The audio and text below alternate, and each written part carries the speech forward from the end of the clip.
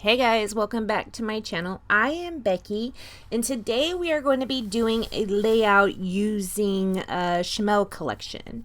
Right here I'm going to go ahead and trim up this piece. I'm going to use this as my background. I did pull this out of a 12 by 12 paper pad. It's not Starshine. It is a different one that I can't remember the name of. Do you guys care? I don't know. If you do, ask me below and I'll try and get you the name of it. I am going to go ahead and use this number paper as a vertical strip that's going to go down the side of the page. And I am just going to make it be the same length as the pattern paper that I use. True Stories. True Stories is the name of the paper pad that I used. I had to actually pause this video and go look it up because I was like, dang, Becky, that was rude, girl. So I had to go find the real name so I could tell you guys so I wouldn't be such a jerk. I am going to put a piece of this navy blue on either side of the paper. You can see it came off of a striped piece of paper. I wanted to use the navy blue part, so I did just trim down the paper enough to accommodate what I wanted, which is just a thin strip of navy down either side of the number paper. And that's just to kind of set it off of that background paper. The background paper is pretty neutral. It's kind of like, I don't know what to call it. Is it a sagey green? I don't know. It's kind of like, it's a green color and it just has dots on it.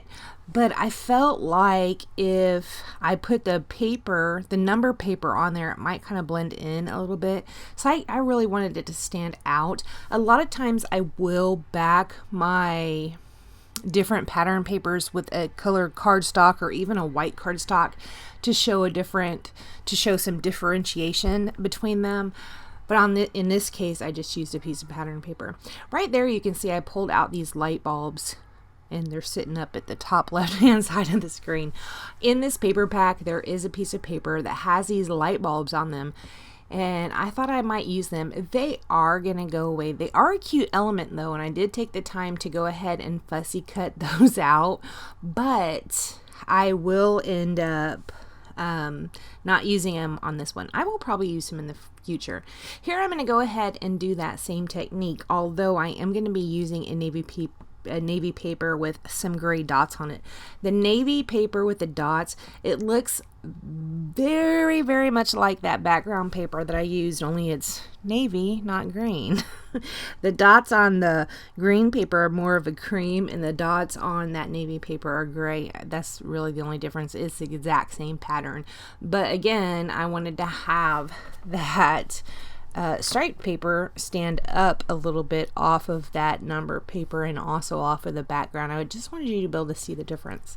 Now these photos I'm using, I don't know how you guys deal with this, but I have these two photos. So one's kind of a 4x6. It's a little bit more skinny, and the other one is kind of a 3x3, it appears to be.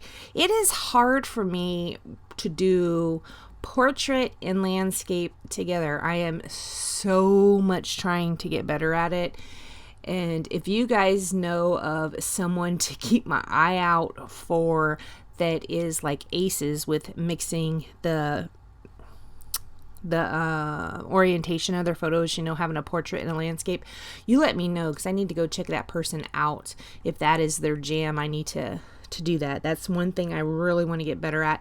I don't know why it's just so difficult for me.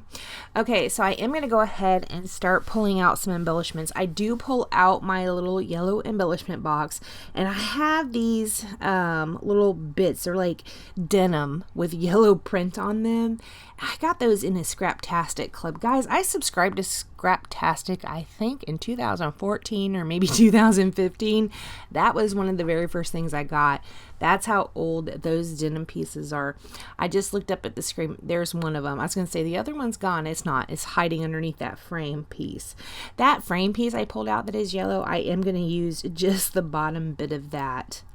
So here I was trying to pick up on the yellows that are in that number paper, and I am going to do that a little bit. I won't be using a whole lot of embellishments. I will end up pulling out a star punch right here, and I'm going to punch out a yellow, navy blue, and also part of that striped. Now when I put my striped stars down, I do make them go the opposite direction of the stripe how I laid the paper down. I don't know how I feel about that. In fact, I just now noticed it, that I do make that go a different direction. And I'm like, it's going to have to be okay. It's been like that for a week now and it's been fine. So I'm just going to have to deal with it. This is a layout that I am probably not going to keep anyways. This is one that I will probably end up giving to Tiffany. Now, I also did pull out some freckled fawn words. Those are some chipboard, or not words, they're phrases. Those are some chipboard phrases I pulled out. One says big news and one says so proud of you. Right here, I'm just using adhesive roll to kind of guide my little curved title. It says Superstars. The boys, this is my, did I already tell you about the photos? The photos are my great nephews, Kyron and Brandon, or as the photo is set up, Brandon and Kyron. And the one on the left hand side is Brandon, Tiffany, and Kyron. Tiffany is Kyron's mom and she is Brandon's mom's sister. So yeah, Brandon is so cute. Well, Kyron is so cute too, but you hardly ever get to see photos of Brandon. This is when they were really little. So adorable.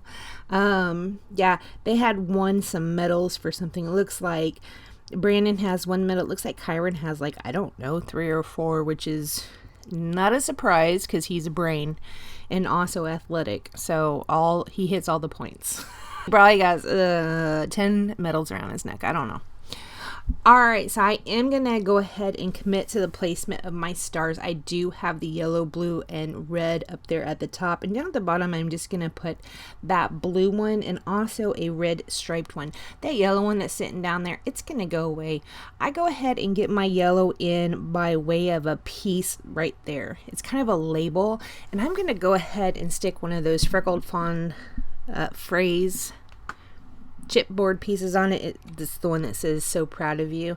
That Insta and also that arrow that are the denim with the yellow on them, I don't know. Hashtag Insta, what does that even mean? I don't know, but it looked like it matched, so I threw it on there and it sounded like something cool maybe the kids might like. Who knows?